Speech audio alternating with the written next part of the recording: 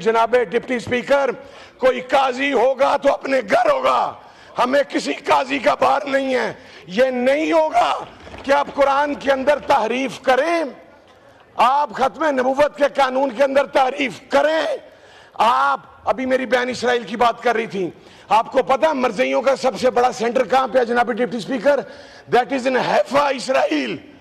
और उसको सपोर्ट कौन कर रहा है? पाकिस्तान से सपोर्ट कहां से मिल रही है उसे?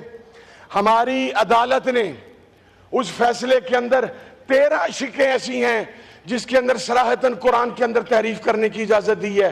सर, हम अगर रिस्पॉन्सिबिलिटी के साथ इस मसले को कौमी असेंबली में हल करना चाहते हैं तो इसे यहां पर हल करने दें, वगरना कुरान की तहरीफ के ऊपर ये शाराएं बरजेंगी लाखों के समंदर के साथ। कोई काजी साहब क्या कहते हैं? काजी साहब काबिल एहतराम है, कंटेम्प्ट ऑफ कोर्ट है। सर, सबसे पहले इस ऐवान की कंटेम्प्ट है, कंटेम्प्ट ऑफ कोर्ट बाद के अंदर है। और इस्लामिक हिस्ट्री के अंदर, जूरिस्प्रूडेंस के अंदर कंटेम्प्ट ऑफ कोर्ट का कोई कॉन्सेप्ट नहीं है। वो काजी अगर किसी और बात पर जवाबदेह है तो वो इस बात पर भी जवाबदेह है कि उसने कुरान के अंदर तारीफ की है।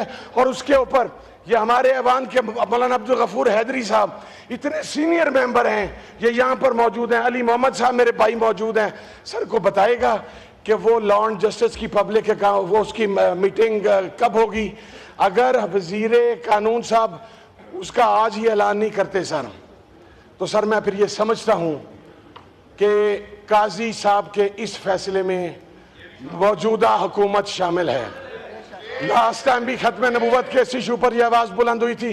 सर, मैंने आपसे रिक्वेस्ट की थी कि आप आले रसूल है, टाइम देंगे। मैं एक बात अर्ज